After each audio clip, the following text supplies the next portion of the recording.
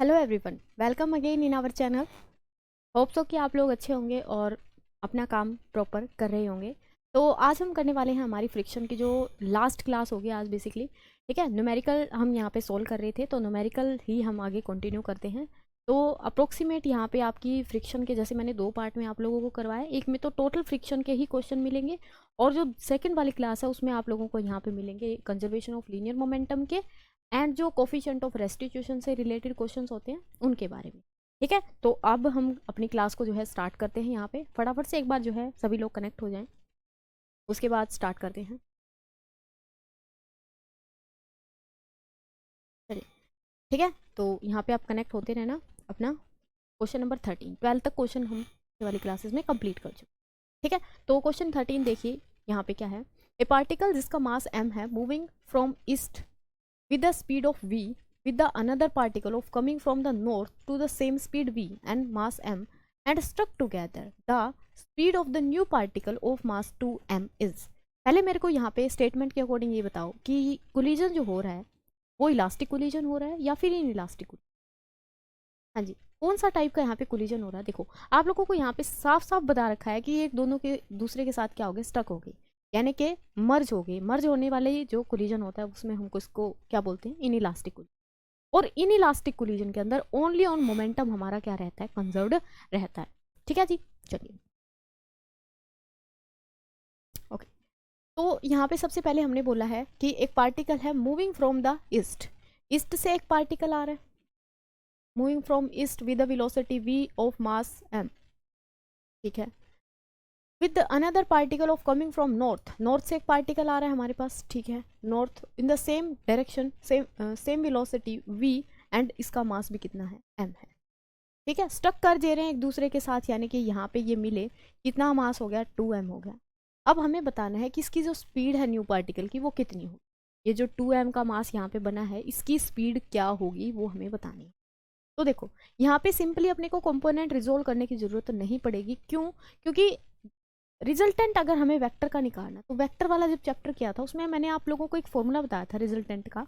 अगर दो वेक्टर है मेरे पास a एंड b, तो यहाँ पे वेक्टर का जो सोल्यूशन आता है यानी कि रिजल्टेंट आता है वो क्या आता है, a वेक्टर का स्क्वायर प्लस b वेक्टर का square plus 2a b vector cos of theta between them. ठीक है, कोस ऑफ थीटा। अब यहाँ पे क्या है, थीटा इन दोनों के बीच में बन रहा है 90 डिग्री एंड कोस 90 बस भी 0। तो कोस 90 क्या होता है, 0 होता है। दैट्स वाई हम यहाँ पे डायरेक्टली इनका क्या करेंगे, रिजल्टेंट निकाल लेंगे। तो मोमेंटम ऑफ दिस पार्टिकल क्या बनेगा, मोमेंटम ये कर लेते हैं। मोमेंटम इस पार्टिकल का क्या बनेगा, ये बनेगा एम वी। दूसरे पार्टिकल का मोमेंटम भी यहाँ पे क्या बनेगा, एम वी। ठीक है, दोनों को यहाँ पे पुट करते हैं। फर्स्ट के लिए ये बोल देते हैं, सेकंड के लिए ये बोल देते हैं। तो रिजल्टेंट जो आएगा इनका, यानी कि रिजल्टेंट की जो स्पीड आएगी, ऐसे ही करते हैं हम। इसमें क्या है, कंजर्वेशन ऑफ लीनियर मोमेंटम में भी हम क्या करते हैं कि इन दोनों का मोमेंटम ऐड ऑन करेंगे और इक्वल टू जो फाइनल मोमेंटम बन रहा है उसका उसके इक्वल पुट कर देंगे। या हम ऐसे भी कर सकते हैं कि रिजल्टेंट निकाल दें। ठीक है ना, तो यहाँ पे ए स्क्वेयर का वैल्यू पुट करो, मतलब ए स्क्वेयर मतलब फर्स्ट वाला जो पूरा पार्टिकल है, जैसे कि P1 एंड P2 है, तो M V whole square plus यहाँ से क्या आ जाएगा, एम वी होल स्क्वायर और प्लस ये क्या हो जाएगा 0। बिकॉज थीटा यहाँ पे कितना बनेगा, थीटा बनेगा जी 90 डिग्री दोनों के बीच में, और थीटा 90 है तो कोस 90 कितना आता है, 0। 0 के साथ हम कुछ भी मल्टीप्लाई करें क्या आएगा, 0 आएगा।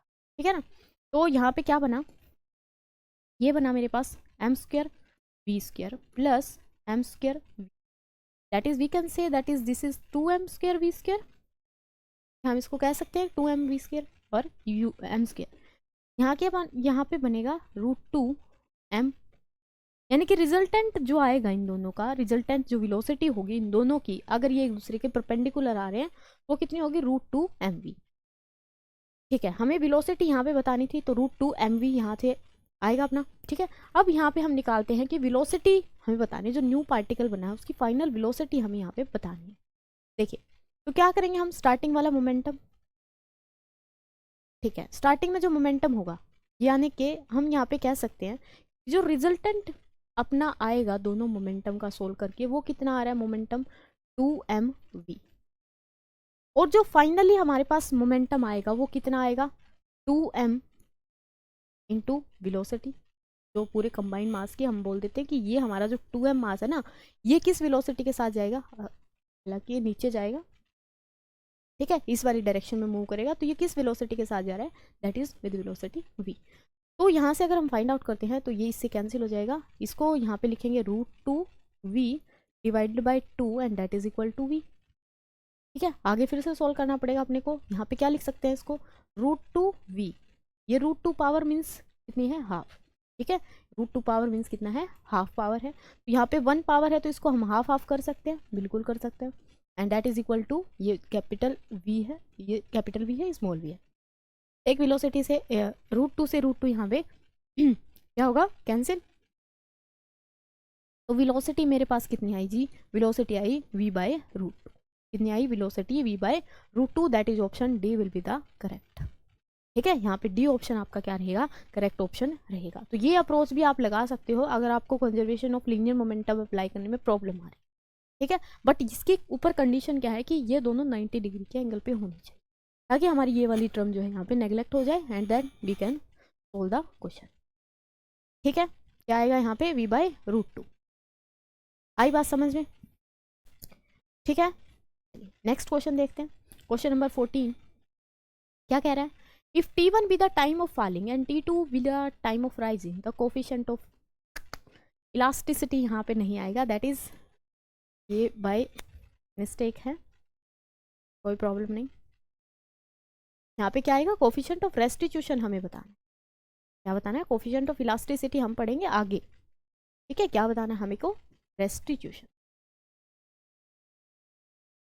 ओके, t1 टाइम जो है वो कौन सा टाइम है, टाइम ऑफ फॉलिंग, और t2 टाइम क्या है, टाइम ऑफ राइजिंग। तो यहाँ पे हमें बताना है कोफिशिएंट ऑफ रेस्टिट्यूशन की वैल्यू। Question clear?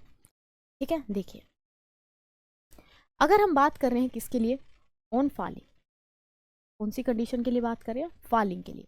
अगर बॉडी ऊपर से नीचे फॉल कर रही है तो इसका जो एक्सेलेरेशन होगा वो +g होगा या -g होगा, दैट इज ऑफ +g। कितना रहेगा, वो +g रहेगा, क्योंकि g की डायरेक्शन एंड बॉडी की फॉल करने की डायरेक्शन सेम है दोनों। ठीक है, तो यहाँ पे एक मेरे पास इक्वेशन ऑफ मोशन हम लगाते हैं, क्योंकि एक्सेलेरेशन क्या है, कांस्टेंट है। देखो अप्रोच कैसे लगानी है इस वाले क्वेश्चन में, हमें कोफिशिएंट ऑफ रेस्टिट्यूशन यानी कि हमें ई की वैल्यू निकाल, और ई में मेरे पास चाहिए मेरे को वेलोसिटी, कौन सी, फॉलिंग वाली और राइजिंग वाली, यानी कि दोनों वेलोसिटीज यहाँ पे मेरे को रिक्वायर्ड होंगी, दैट इज v1/v2 कह सकते हैं इसको। ठीक है, v1/v2 कह सकते हैं। तो यहाँ पे हमें बताना है अब इसकी वैल्यू, तो इसके लिए मेरे को वेलोसिटी चाहिए, वेलोसिटी का लिंक है टाइम के साथ, टाइम लिंक्ड है इक्वेशन ऑफ मोशन के साथ। ठीक है, मतलब वेलोसिटी में और टाइम में जो रिलेशनशिप है वो कहाँ से आ रहा है अपने पास, इक्वेशन ऑफ मोशन से आ रहा है। ठीक है ना, यहाँ पे अप्लाई करो by first equation of motion. यहाँ पे अगर हम अप्लाई करते हैं, I think this pen is, ठीक है, तो वो क्या होता है, v is equal to u + at। मान लेते हैं v1 है यहाँ पे और u1 है, प्लस यहाँ पे क्या है, gt1 है, फर्स्ट कंडीशन। फिर हम बात करेंगे ऑन राइजिंग, अगर बॉडी हमारी क्या कर रही है, राइज अप कर रही है, तो वहाँ पे एक्सेलेरेशन जो होगा दैट इज ऑफ -g। क्या रहेगा, -g। यहाँ पे अप्लाई करो सिमिलर v2, जब क्या कर रही होगी बॉडी, राइज अप कर रही होगी, तो v2 that is equal to u1 minus of gt2। एक इक्वेशन ये बनी अपने पास, एक इक्वेशन ये बनी, that is of first equation and that is our second equation. हमें क्या करना है, दोनों का रेशो लेना है, रेशो लेके हमें निकालनी है यहाँ पे वैल्यू। अच्छा, अब यहाँ पे देखो u का क्या करें, क्योंकि हमारे पास जो ऑप्शन दिख रहे हैं उसमें आप लोगों को u दिखाई ही नहीं दे रहा होगा, u दिखाई ही नहीं दे रहा होगा, बताइए कैसे करें। देखो अगर हम फॉल कर रहे हैं, बॉडी को क्या कर रहे हैं, ऊपर से नीचे गिरा रहे हैं, तो इसकी जो फाइनल वेलोसिटी है वो मेरे पास कितनी होगी, अगर हम फॉल वाली कंडीशन पे हैं, फॉल कर रहे हैं बॉडी को, तो इसकी जो फाइनल वेलोसिटी है वो कितनी होगी, दैट इज v। ठीक है, गिरने से पहले वाली वेलोसिटी देखते हैं। अब हमने बॉल को क्या किया, ड्रॉप किया, जस्ट बॉल को क्या किया, ड्रॉप किया। ड्रॉप अगर किया तो initial velocity must be taken to be 0, तो इसकी जो इनिशियल वेलोसिटी है वो क्या रहेगी, यहाँ पे 0 रहेगी, ये वैल्यू क्या आएगी, एंड सिमिलरली राइजिंग वाली सिचुएशन में राइज जब हम कर रहे हैं, इसको राइज अप कर रहे हैं, तो मैक्सिमम जब वो पहुंचेगी, मैक्सिमम हम टाइम तो वही लेंगे ना, total time taken to complete the projectile या to complete at the maximum height, तो उस टाइम पे अपर सिचुएशन में जो वेलोसिटी है वो कितनी होगी, 0 होगी। यानी कि ये वाली वेलोसिटी भी कितनी होगी, ये वाली वेलोसिटी भी कितनी होगी, 0। अब ये इक्वेशन फर्स्ट क्या बनी मेरे पास, इक्वेशन फर्स्ट बन गई जी v1 is equal to gt1, क्या देते हैं थर्ड इक्वेशन, और ये इक्वेशन क्या बनी v u1 which is equal to u1 which is equal to gt2, ये 0 है, इसको इधर लेके आएंगे तो प्लस हो जाएगा, तो v1 sorry u1 which is equal to gt square gt2, that is equation number 4। अब यहाँ पे कोफिशिएंट ऑफ रेस्टिट्यूशन की बात करते हैं। देखो हमने डिफाइन किया है coefficient of restitution that is v by u, या final velocity by initial velocity. यहाँ पे फाइनल और इनिशियल की हम बात नहीं कर रहे, जैसे u1 और v1 और v2 की टर्म में भी बात कर सकते हैं, इनिशियल एंड फाइनल, यानी कि एक बार वो राइज अप कर रही है, एक बार वो फॉल डाउन कर रही है। यहाँ पे वैल्यू पुट करो, क्या करेंगे, ऊपर v1 की वैल्यू पुट करेंगे, v1 बाय u1, इस तरीके से भी लिख सकते हैं। कंडीशन आपको दिमाग में क्लियर होनी चाहिए, ठीक है ना। तो E क्या बनेगा, यहाँ से आ जाएगा GT1 और नीचे आ जाएगा GT2, वैल्यू पुट कर दी दोनों की वैल्यू पुट करेंगे, G cancel out, that is T1 by T। तो कोफिशिएंट ऑफ रेस्टिट्यूशन क्या आ गया मेरे पास, T1 by T2, that is option D will be the correct option. D option यहाँ पे क्या रहेगा, आपका करेक्ट ऑप्शन रहेगा। क्लियर हुई बात, ठीक है। चलिए नोट करेंगे इसको फटाफट से, फिर हम करते हैं 15 क्वेश्चन।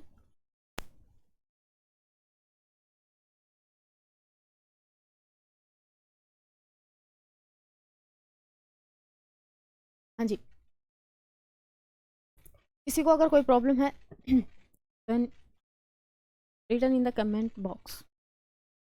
चलिए नेक्स्ट क्वेश्चन करते हैं, क्वेश्चन नंबर 15 क्या कह रहा है, ए बॉम्ब है जिसका मास है 3 kg explode into air into 2 pieces of mass 2 kg and 1 kg, मान लेते हैं 1 kg, the smaller mass goes at a speed of 80 metre per second, total energy imparted to the 2 fragment is, total जो energy impart हुई है दोनों fragment में वो कितनी होगी, वो बताओ। क्या हुआ, एक बॉम्ब था अपने पास जिसका मास टोटल कितना था 3 kg, उसको जब हमने एक्सप्लोड किया, एक्सप्लोड इनटू एयर, उसको हवा में फेंका, तो वो क्या हुआ, 2 पीसेस में डिवाइड हो गया। यानी कि एक बॉम्ब था मेरे पास, कितना मास था 3 kg का, जब इसको हवा में मतलब फेंका गया तो ये 2 फ्रेगमेंट में टूट गया, दैट इज एक 2 kg का बना, एक हमारे पास 1 kg। अब ये जो स्मॉलर मास है, स्मॉलर कौन सा इनमें से 1 kg वाला, ये मूव कर रहा है 80 की स्पीड से, 80 मीटर पर सेकेंड की स्पीड से मूव कर रहा है, ठीक है। टोटल एनर्जी जो इम्पार्ट होगी इन दोनों में वो हमें बतानी है कितनी होगी, टोटल एनर्जी हमें यहाँ पे क्या करनी है, निकालनी है, ठीक है। यानी कि पूरे सिस्टम की एनर्जी हमें यहाँ पे निकाल बेसिकली। तो हम सबसे पहले तो क्या करेंगे, एनर्जी निकालने के लिए काइनेटिक एनर्जी ही होगी अगर मोशन में है चीज़ें। काइनेटिक एनर्जी निकालने के लिए क्या चीज़ मेरे को रिक्वायर्ड होगी यहाँ पे, वेलोसिटी। एक की वेलोसिटी तो है, दूसरे की वेलोसिटी हमें निकालनी पड़ेगी। दूसरे की वेलोसिटी क्या करेंगे हम यहाँ पे निकालेंगे, तो वेलोसिटी अगर निकालेंगे तो क्या बनेगा यहाँ पे बताओ। हाँ जी, तो स्टार्टिंग में ये चीज़ हम क्या बोलेंगे, रेस्ट पे थी, यहाँ पे क्या आएगा 3 × 0, अप्लाई करेंगे हम क्या, लॉ ऑफ कंजर्वेशन। आप इसको डायरेक्टली लिख दूँ मैं, कंजर्वेशन ऑफ मोमेंटम, ये सेंटर ऑफ मास मत समझ लेना, क्या है ये कंजर्वेशन ऑफ मोमेंटम, ठीक है, लीनियर मोमेंटम। तो क्या होगा 3 × 0 initial momentum and final momentum कितना होगा, दिस मल्टीप्लाई बाय इसकी velocity mv plus this multiply by इसकी वेलोसिटी, मान लेते हैं इसे मान लेते हैं v से, v की वैल्यू निकालनी, ये 0 हो गया, ये यहाँ पे हुआ 80 + 2, 80 minus sign and that is equal to 2v। तो मेरे पास v की जो वैल्यू आ गई वो कितनी आ गई 40 मीटर पर minus 40 metre per second. Minus का मतलब क्या है, एक उधर गया है दूसरा आ गया, ठीक है, दोनों क्या है अलग अलग डायरेक्शन, ठीक है। यहाँ तक प्रॉब्लम नहीं है किसी को। अभी हमें क्या करना है, टोटल एनर्जी यहाँ से निकालनी है। टोटल एनर्जी अगर निकालेंगे तो टोटल एनर्जी क्या आएगी, टोटल एनर्जी इम्पार्टेड, या टोटल एनर्जी ही हम बोल देते हैं, imparted which is equal to 2 fragments में, तो दोनों की निकालेंगे यहाँ पे हाफ ऑफ m ये वाला प्लस ये वाला, तो क्या हुआ, हाफ ऑफ m1 v1 बोल देते v1 square plus half of m2 v2 square. Total energy अगर हमें निकालनी तो वैल्यू पुट कर दो जी फटाफट से, कुछ भी नहीं करना। हाफ दोनों में से कॉमन आया, m1 मास कितना है 1, वेलोसिटी कितनी है इसकी 80, 80 का क्या कर देंगे स्क्वायर, यही होगा।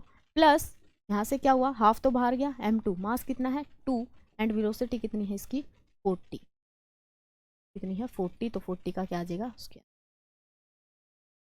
ठीक है, ओके। यहाँ से देखो क्या बनेगा, 1/2 को एज इट इज रहने दे। यहाँ पे ये हो गया 00 और इसका स्क्वायर खोल लेंगे तो ये हो गया 64। 8 का स्क्वायर कितना होगा 64 प्लस 4 का 4 के साथ करेंगे 16, 16 की 2 के साथ करेंगे 32 और 32 के साथ 00। ठीक है, यहाँ से ऐड करो दोनों को, ऐड करेंगे तो 0 0 और ये बना कितना 6 और ये बना कितना 9 and that is divided by 2। Easy सी कैलकुलेशन है, कोई मुश्किल काम नहीं है यहाँ पे, है ना। इसको यहाँ पे इसको डिवाइड करेंगे तो कितना बनेगा, यहाँ से बताओ 00 तो एज इट इज रहेंगी, ये बनेगा कितने पे 4 पे दैट इज 8, यहाँ से बना 6, कितना बन गया 4800 जूल। एनर्जी निकाली है तो 4800 जूल आएगा, ऐसा यूनिट है जूल। अच्छा जी, अभी ऑप्शन में तो ऐसा कुछ दिखाई नहीं दे रहा, फिर क्या करें, हमें क्या करना है, ये जूल में हमने निकाली है और ऑप्शन हमारे किलो जूल में है। किलो जूल में कन्वर्ट करने के लिए हम क्या करेंगे, इसको डिवाइड कर देंगे 1000 से डिवाइड करेंगे, 20 से 20 कैंसिल, यहाँ से बचेगा 4.8 दैट इज कितना किलो जूल, कितना आएगा ये किलो। ठीक है, ऑप्शन डी आपका क्या रहेगा यहाँ पे करेक्ट ऑप्शन रहेगा। क्लियर हुई बात, option D will be the correct option. ठीक है, ओके चलिए नेक्स्ट क्वेश्चन करते हैं, एक बार इसको नोट करिए फटाफट।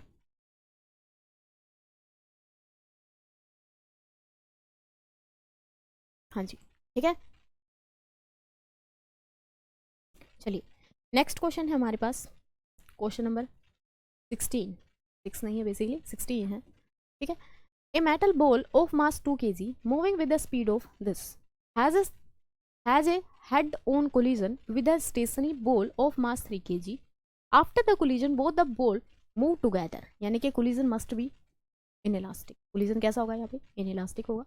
Then the loss in the kinetic energy due to collision, हमें क्या करना है लॉस निकालना है कितना काइनेटिक एनर्जी में होगा। और परसेंटेज लॉस का हमने एक क्वेश्चन किया था, याद है आप लोगों को, परसेंटेज लॉस का हमने एक क्वेश्चन किया था जहाँ पे हमने निकाला था काइनेटिक एनर्जी में कितना लॉस होगा। परसेंटेज लॉस और लॉस दोनों बातें क्लियर होनी चाहिए। ठीक है, चलो तो यहाँ पे हमारे पास क्या है, एक बॉल है, मास कितना है 2 kg, फटाफट से कर दो इसको question. Moving with the speed of कितना, यहाँ पे इसको लिखने का एक और तरीका हो सकता है, m1 बिना फिगर के कितना है 2 kg, जैसे हम पहले वाले क्वेश्चन में कर, इसकी वेलोसिटी कितनी है 36 किलोमीटर पर आवर। फिर दूसरा has a head on collision with the stationary ball of mass m2, mass second वाली का कितना है 3 kg है और इसकी वेलोसिटी कितनी है 0 है। ठीक है, after the collision both the ball move together, यानी कि आफ्टर कोलिजन जो सिनेरियो होगा जो मास बनेगा वो कितना बन जाएगा, both the ball comes together, और तो मास क्या हो जाएगा ऐड ऑन हो जाएगा तो ये बना 5 kilo joule kilogram sorry. Both the ball move together then the loss in the kinetic. सबसे पहले तो मेरे को इसकी काइनेटिक एनर्जी निकालने से पहले वेलोसिटी पता होनी चाहिए।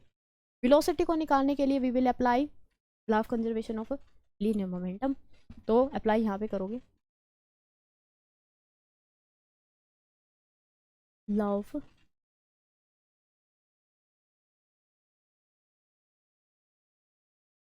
Linear momentum. लीनियर मोमेंटम को अगर यहाँ पे अप्लाई करते हैं क्या होगा, m1 v1 plus m2 v2 which is equal to m, capital m लिख देते हैं इसको क्योंकि इलास्टिक m कितना है ये 2 kg। अच्छा, अब यहाँ पे एक और प्रॉब्लम आ गई, क्या करना पड़ेगा चेंज करना पड़ेगा किसको, वेलोसिटी को, v1 को चेंज करूँगी। v1 को अगर चेंज करेंगे यहाँ पे 36 किलो जूल है, kilo joule kilometre per hour है स्पीड है। तो वेलोसिटी मेरे पास क्या बनेगी 36 किलोमीटर पर आवर को 5/18 से मल्टीप्लाई कर दे तो वो मीटर पर सेकंड में बदल जाता है।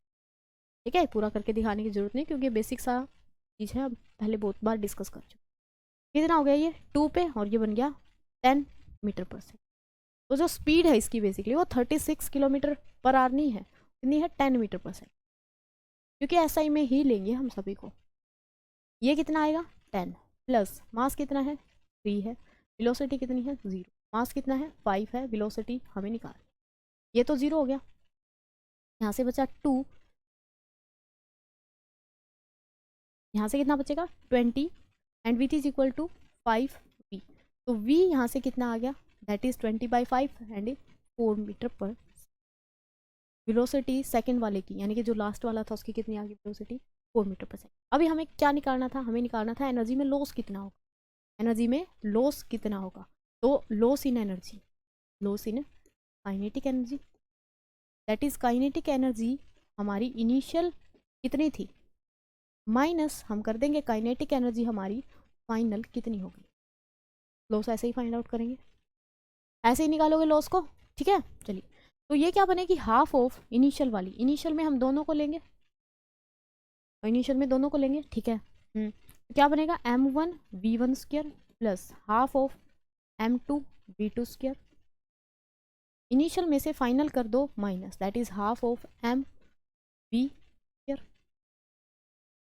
वैल्यू पुट करो सभी की, क्या होगा हाफ, मास स्टार्टिंग वाले का कितना है 2, वेलोसिटी कितनी है, वेलोसिटी है जी 10 मीटर पर सेकेंड, 10 का स्क्वायर कर देंगे तो ये आ जाएगा 10 × 10 प्लस हाफ, मास कितना है 3 kg और वेलोसिटी कितनी है इसकी 0, वेलोसिटी 0 तो all over system must be 0 and minus पूरे में से क्या करेंगे माइनस कर देंगे किसको हाफ, मास कितना हो गया यहाँ पे 5 because both are mass 5, velocity कितनी आ रही थी 4 मीटर पर, तो क्या करेंगे 4 मल्टीप्लाई, कैलकुलेशन कर सकते हो, कैलकुलेशन कर सकते हो या नहीं कर सकते। देखो क्या होगा, ऐसे 2 से 2 कैंसिल, ये तो पूरा 0 ही हो गया, इसको काटेंगे 2 कैंसिल, तो बहुत ईजी से कैलकुलेशन बच गई। कितना हो गया 100 प्लस ये 0 हो गया, और तो माइनस ही आ जाएगा यहाँ पे डायरेक्ट, 100 इस पूरे का 100 रिजल्ट आ रहा है 0 माइनस कितना आ जाएगा यहाँ पे 8 की 5 के साथ करेंगे 40, कितना आ गया 60, और क्या निकाली है energy, that's why it is option कौन सा यहाँ पे करेक्ट रहेगा, दैट इज बी ऑप्शन आपका करेक्ट रहेगा, ऑप्शन बी आपका क्या रहेगा करेक्ट ऑप्शन रहेगा। क्लियर हुई बात, क्लियर हुई सभी को, ठीक है। चलिए नेक्स्ट क्वेश्चन की ओर चलते हैं, एक बार इसको नोट करेंगे।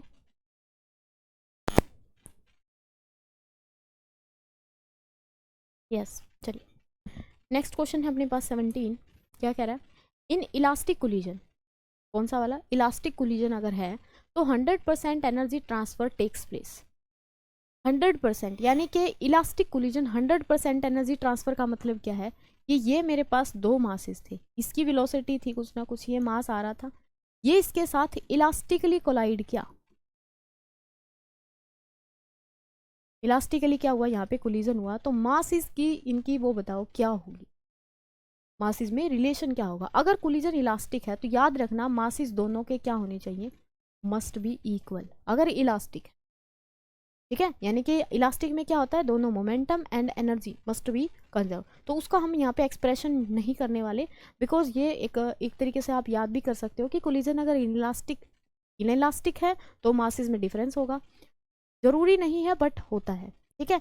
और अगर कोलिजन हमारे पास क्या है इलास्टिक है तो वहाँ पे मस्ट कंडीशन है कि दोनों का मास क्या होना चाहिए इक्वल होना चाहिए, ठीक है, तभी बॉडी क्या करेगी एक दूसरे को मतलब रोक पाएगी। तो मास क्या यहाँ पे क्या होंगे दोनों masses must be equal to each other, ठीक है।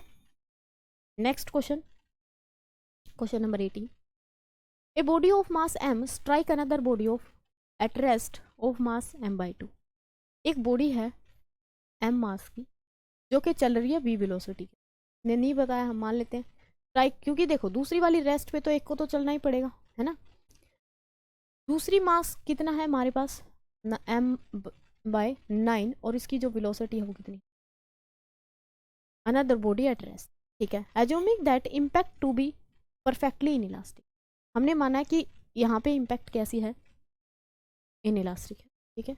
The fraction of initial kinetic energy transfer into the head heat during the energy of other mass is. Question क्या कह रहा है, कितना फ्रैक्शन इनिशियल काइनेटिक एनर्जी का ट्रांसफर होगा इसमें हीट में during the energy of other mass is. तो हीट एनर्जी यहाँ पे कितनी बनेगी वो हमें बताना है। क्या अप्रोच यहाँ पे आप अप्लाई करोगे, क्वेश्चन बताओ, क्या किस तरीके की अप्रोच जो है यहाँ पे आप लगाओगे।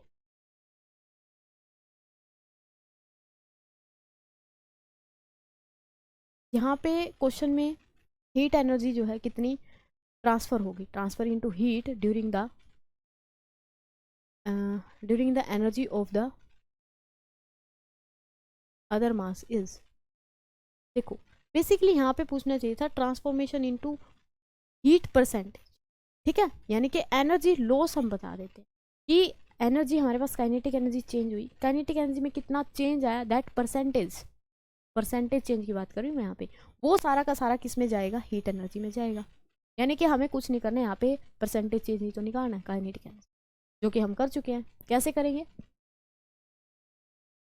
कोलिजन कैसा है, इलास्टिक है, इलास्टिक है तो आगे जाके एक पूरी बॉडी बनेगी जहाँ उसका मास कितना होगा, ये वाला होगा, और यहाँ पे इसकी कुछ ना कुछ वेलोसिटी। पहले तो हम ये वेलोसिटी निकालें, उसके बाद kinetic energy and then soul.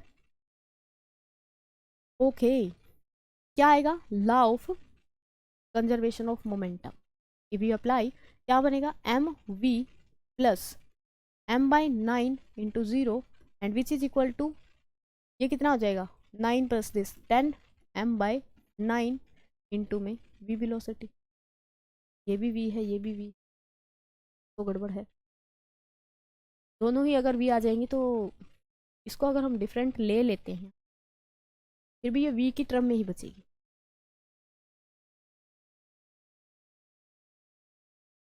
We की टर्म में ही बचेगी, है ना। चलो देखते हैं एक बार, ये तो वैल्यू कितनी हो जाएगी 0, यहाँ से आया m v which is equal to 10 m by 9 into v, m से एम गया तो वी की वैल्यू कितनी आ गई 9 वी बाई 10, कितनी आ गई 9 वी बाई 10।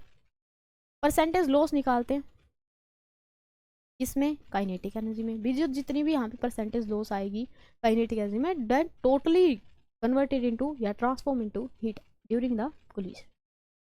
तो हम कैसे निकालते हैं लॉस को, हम निकालते हैं initial minus kinetic energy final divided by kinetic energy initial multiply by 100, यही करते हैं। वैल्यू पुट करो यहाँ पे, क्या आएगा, हाफ ऑफ एम। अब एक बात बताओ, इसकी काइनेटिक एनर्जी कितनी होगी, हमारे पास 0 होगी क्योंकि वेलोसिटी कितनी है 0, मोशन कर ही नहीं रही, काइनेटिक एनर्जी कहाँ से आई, 0 हुई। Half of m v minus final इसकी होगी, that is half of m capital v square. M यहाँ पे कितना आएगा बताओ, फाइनली मास कितना है मेरा 10 एम बाई 9, और यहाँ पे क्या आ जाएगा v and divided by half of initial कितनी थी, ये थी, हाफ से हाफ कैंसिल, एम एम और एम कैंसिल, ठीक है, ये कॉमन लेके जैसे काटते हैं उस तरीके से हमने इसको काट दिया। अच्छा यहाँ पे क्या आएगा, मल्टीप्लाई बाय 100, ठीक है, क्या बचा, यहाँ से बचा वी स्क्वायर माइनस यहाँ पे क्या बचेगा 10 बाई 9 वी स्क्वायर, और वी की जगह पे हम ये लिख सकते हैं, ये लिखेंगे, कितना आएगा 9 वी बाय 10 का whole square and divided by किससे, वी स्क्वायर ही बचा only, multiply by 100, no problem, ठीक है, कोई प्रॉब्लम यहाँ तक बताओ।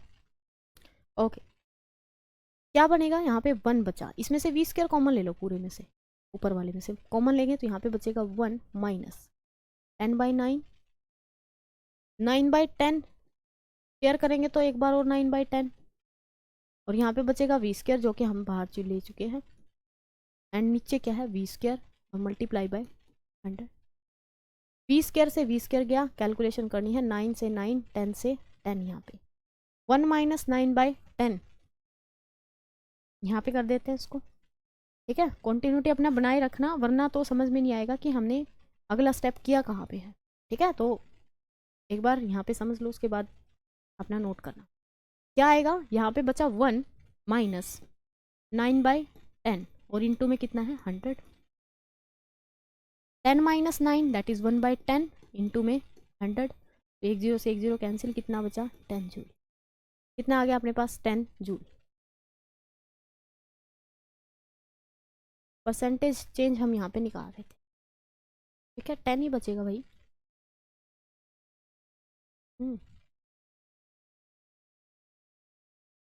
10 that is 1/10 and multiply by 100। Okay okay, अगर हम परसेंटेज नहीं निकालते इसके अंदर, देखिए अगर हम परसेंटेज नहीं निकालते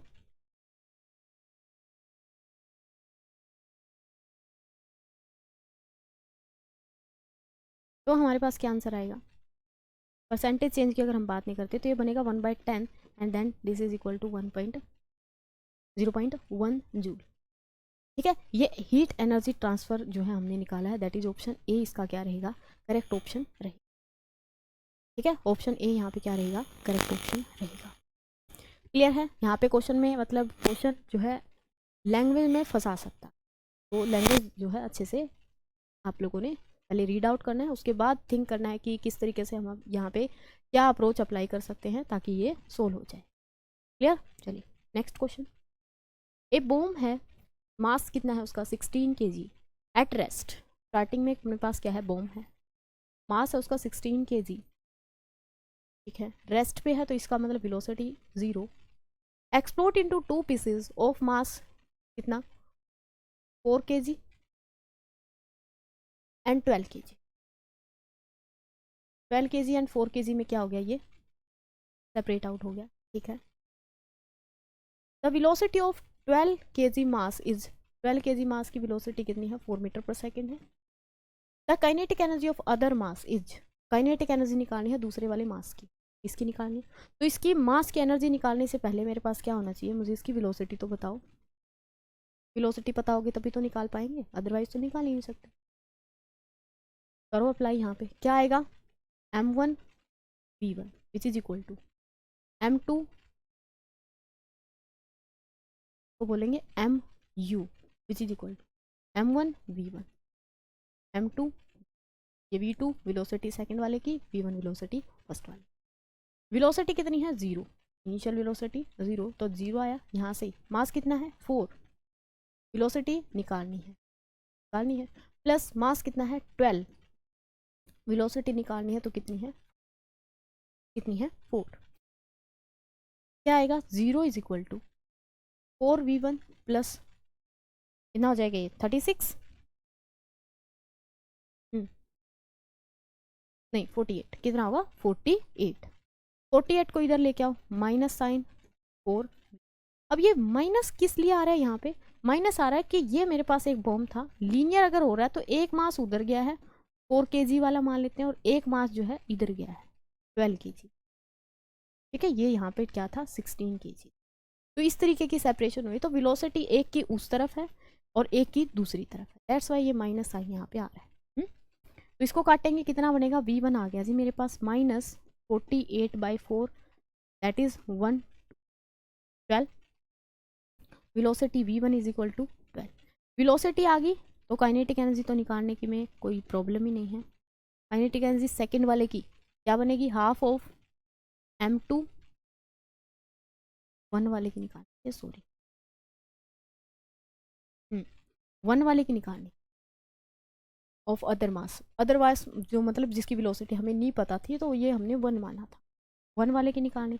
half of m1 v1 square, half मास कितना है 1 वाले का 4, वेलोसिटी कितनी आई है 12, 12 का क्या कर देंगे स्क्वायर, यहाँ से गया ये 2, तो ये कितना होगा 144, कितना हुआ ये वाला 144 मल्टीप्लाई बाय 2, 8 8 एंड 2, तो कितना आ जाएगा 288। ओके, यहाँ पे आ जाएगा 288 जूल। आया समझ आया सभी को, ठीक है। चलिए तो मिलते हैं हम नेक्स्ट क्लास में नेक्स्ट टॉपिक के साथ। ठीक है, आई थिंक ये जो चैप्टर है आपका यहाँ पे मतलब आप लोगों को अच्छे से समझ आया होगा अगर आपने कॉन्टीन्यूसली इन क्लासेस को देखा है तो। ठीक है, अदरवाइज अगर स्किप करके देखोगे तो फिर आगे वाला जो क्वेश्चन है वो आपसे नहीं बनेगा। ठीक है ना, तो कॉन्टीन्यूटी यहाँ पे बनाए रखें। तब तक के लिए मिलते हैं नेक्स्ट क्लास में with new topic. Thank you so much for watching the video.